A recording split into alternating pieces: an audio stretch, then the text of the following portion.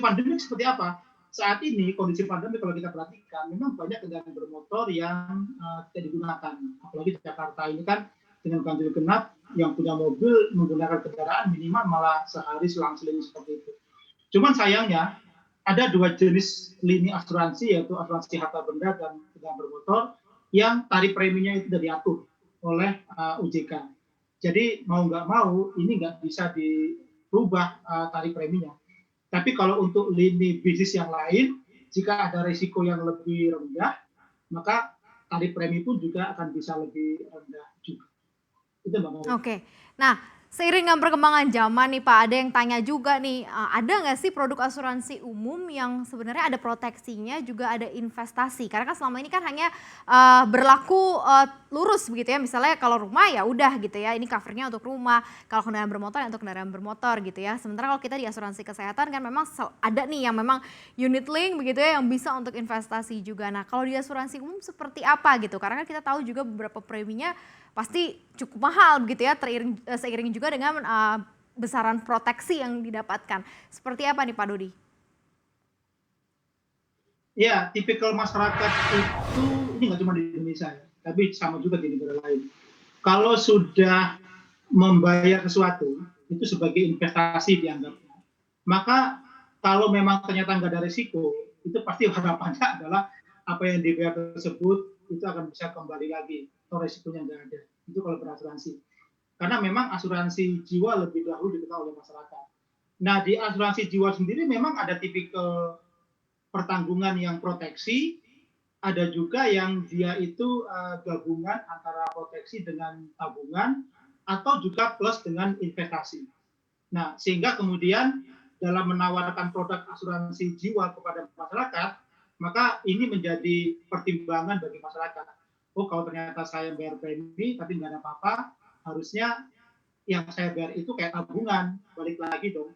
Nah, tipikal ini kemudian di asuransi umum yang aslinya hanya proteksi saja, yaitu kalau premi dibayar tapi nggak ada risiko, preminya harusnya nggak bisa kembali lagi kepada tertanggung, karena premi yang dibayarkan tersebut sudah menunjukkan tingkat risiko.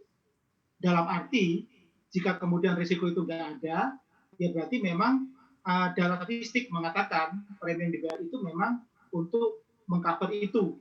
Karena ada juga orang lain yang mengalami kerugian, nah premi yang dikumpulkan yang dia nggak mengalami risiko, itu dibayarkan kepada orang lain yang mengalami kerugian tersebut. Tapi kemudian OJK mengeluarkan satu produk yang membolehkan asuransi umum untuk digabungkan dengan investasi, yaitu produk asuransi yang dikaitkan dengan investasi, disingkat PAID namanya, PAYDI, PAID. Tapi memang sejauh ini juknisnya belum keluar, meskipun beberapa perusahaan asuransi umum sudah mempersiapkan produknya.